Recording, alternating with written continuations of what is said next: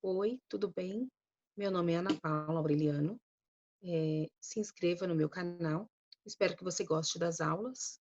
Se você tiver alguma dúvida, você pode deixar nos comentários, tá bom? Ou então você também pode me enviar um e-mail, tá certo?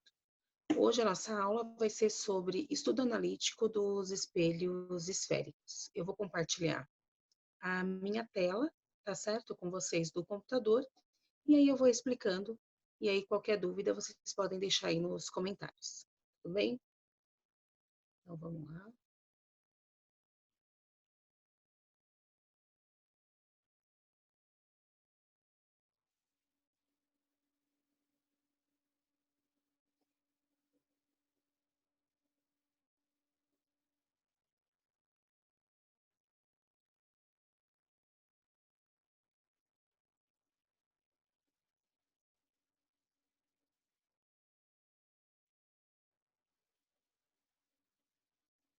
Aí, prontinho. Então a nossa aula é sobre o estudo analítico dos espelhos esféricos. A gente vai falar aí das condições de nitidez de Gauss, tá certo? Então, primeiro, o ângulo de abertura da nossa calota esférica tem que ser inferior a 10 graus, e os raios, eles devem incidir bem próximos ao eixo principal, tá certo?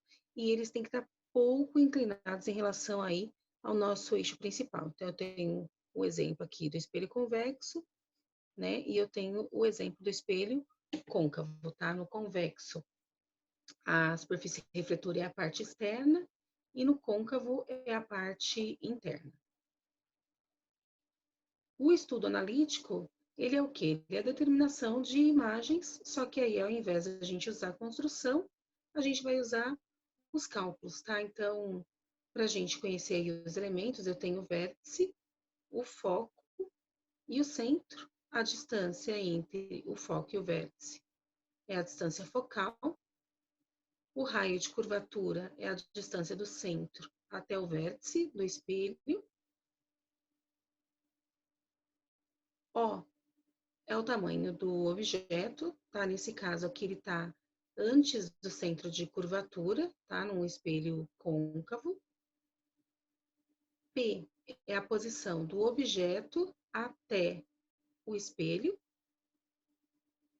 E para construir, eu vou usar dois raios notáveis, tá? O primeiro, ó, todo raio que incide paralelamente ao eixo principal, ele é refletido passando pelo foco, tá? E o segundo, todo raio que incide na direção do centro de curvatura, ele chega no espelho e ele é refletido sobre ele mesmo, tá? Com isso, a gente tem a determinação aqui da imagem, tá bom? Então, a imagem, ela tá abaixo do eixo principal, então é uma imagem invertida e menor do que o meu objeto, tá?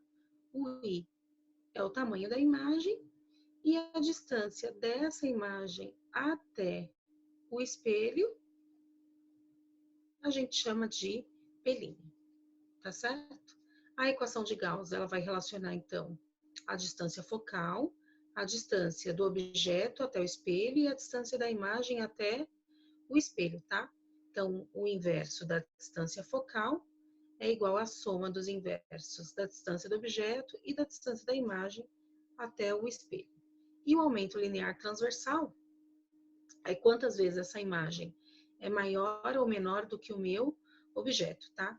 E aí o tamanho da imagem é proporcional à distância da imagem até o espelho e o tamanho do objeto é diretamente proporcional à distância do objeto até o espelho, tá certo?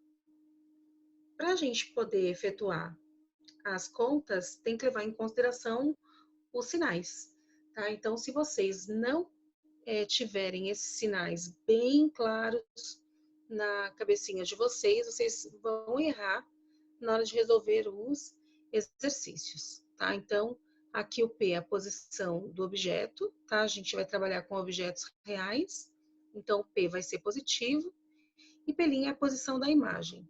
Então, eu posso ter uma imagem real, que é uma imagem que está na frente do espelho, e aí, nesse caso, P' vai ser positivo, ou posso ter uma imagem virtual, tá? A imagem virtual, no caso aí da minha imagem atrás do espelho.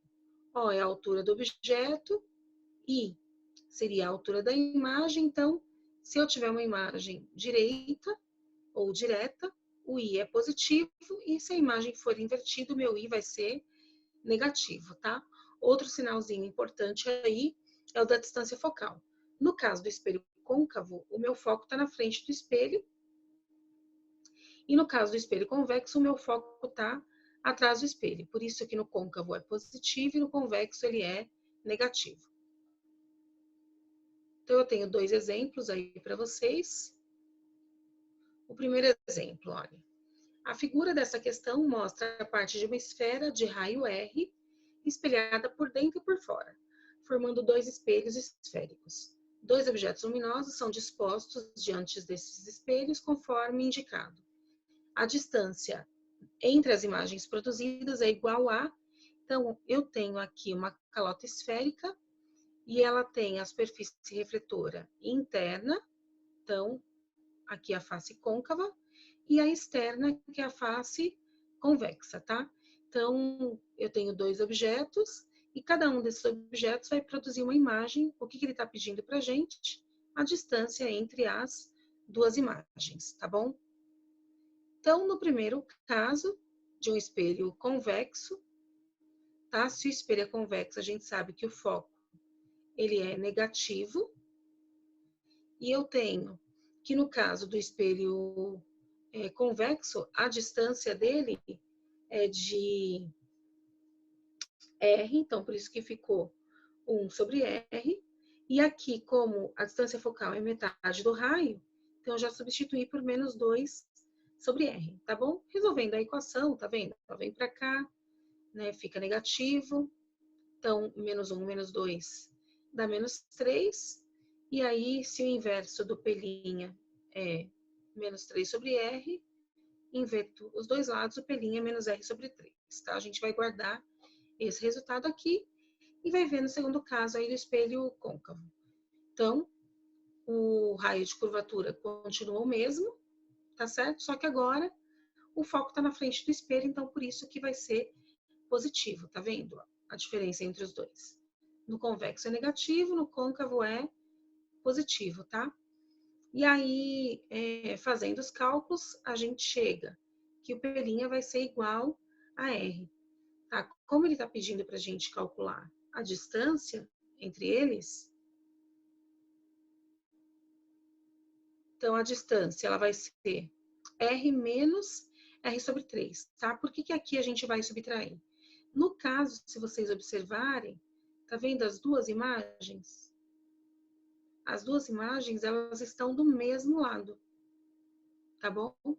Então, a primeira imagem do convexo tá a R sobre 3 e a segunda tá uma distância de R. Então, para a gente determinar a distância entre as duas, eu faço R menos R sobre 3. Tá? E a alternativa correta é a letra E.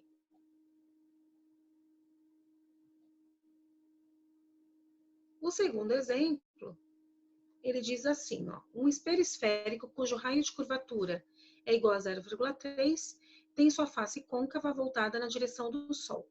Uma imagem do Sol é formada pelo espelho e ele está pedindo a distância dessa imagem até o espelho.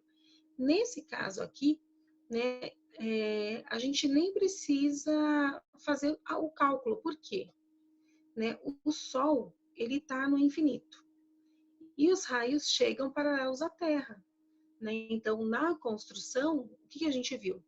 Que todos os raios que chegam paralelos, eles incidem no espelho e são refletidos passando pelo foco. Então, a imagem, ela se encontra no foco, tá? Como o foco é metade do raio, então a imagem vai estar a 0,15 metros, que é a alternativa B.